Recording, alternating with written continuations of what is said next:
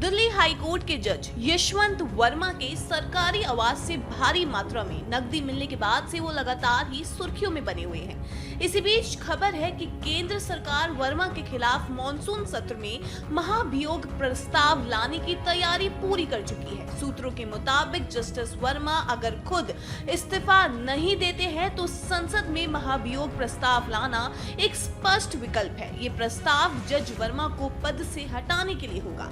तो चलिए ऐसे में जानते हैं कि महाभियोग क्या होता है, इसका उपयोग कौन कर सकता है और इसकी प्रक्रिया क्या होती है। दरअसल महाभियोग एक ऐसी प्रक्रिया है जिसका इस्तेमाल राष्ट्रपति और सुप्रीम कोर्ट या हाई कोर्ट के जजों को हटाने के लिए किया जाता है। ये प्रक्रिया आमतौर पर तब शुरू की जाती है जब किसी अधिकारी पर संविधान का उल्लंघन, दुर्व्यवहार या अक्षमता साबित हो जाए। इसका जिक्र संविधान के अनुच्छेद 61, 124 का खंड 4 और 5, 217 और 218 में मिलता है। सुप्रीम कोर्ट के किसी जज के खिलाफ महाभियोग चलाने की प्रक्रिया संविधान के अनुच्छेद 124 के खंड 4 में निर्धारित की गई है। वहीं संविधान का अनुच्छेद 218 कहता है कि यही प्रावधान हाई कोर्ट के जज पर भी लागू होते हैं। वहीं आपको बता दें कि अनुच्छेद 124 के खंड 4 के मुताबिक किसी जज को संसद की ओर से निर्धारित प्रक्रिया के जरिए केवल प्रमाणित कदाचार और अक्षमता के आधार पर ही हटाया जा सकता है। नियमों के मुताबिक महाभियोग प्रस्ताव संसद के किसी भी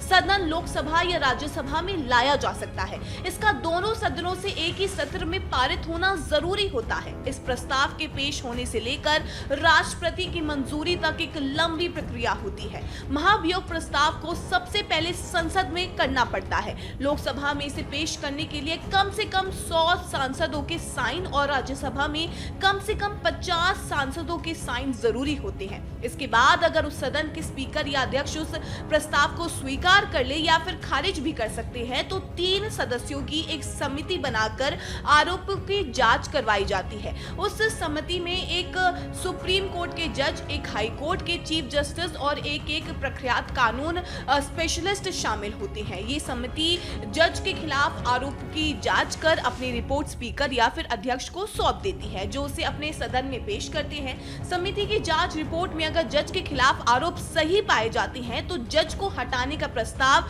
सदन में बहस और मतदान के लिए रखा जाता है। जज को हटाने के लिए जरूरी है कि संबंधित प्रस्ताव 2/3 बहुमत से पारित हो। प्रस्ताव पारित करने के लिए उसे सदन के कुल सांसदों का बहुमत या वोट देने वाले सांसदों में से कम 2/3 का समर्थन मिलना जरूरी है।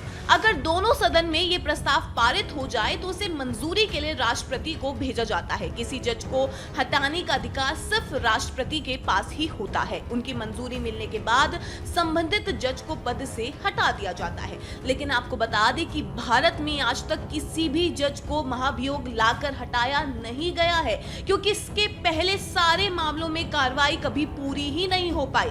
या तो प्रस्ताव को बहुमत नहीं मिला या फिर जजों ने उससे पहले ही अपने पद से इस्तीफा दे दिया। आपको बता दें कि देश में जजों के हटाने के अब तक 6 प्रयास किए गए हैं, लेकिन इनमें से कोई भी प्रयास सफल नहीं हो पाया। जी हाँ, सुप्रीम कोर्ट के जज वी रामास्वामी को महाभियोग का सामना करने वाला पहला जज माना गया था। उनके खिलाफ मई 1993 में महाभियोग प्रस्ताव लाया गया था। यह प्रस्ताव लोकसभा में पास ही नहीं हो सका था क्योंकि उस समय सत्ता में मौजूद कांग्रेस ने वोटिंग में हिस्सा नहीं लिया था और प्रस्ताव को 2/3 बहुमत नहीं मिल पाई थी। वहीं कोलकाता हाईकोर्ट के जज सुमित्र सेन देश के दूसरे ऐसे जज थे जिन्हें 2011 में अनुचित व्यवहार के लिए महाभियोग का सामना करना पड़ा था। ये भारत का अकेला ऐसा महाभियोग का मामला है जो राज्यसभा में पास होकर लोकसभा तक पहुंचा। हालांकि लोकसभा में इस पर वोटिंग होने से पहले ही जस्टिस सेन ने इस्तीफा दे दिया।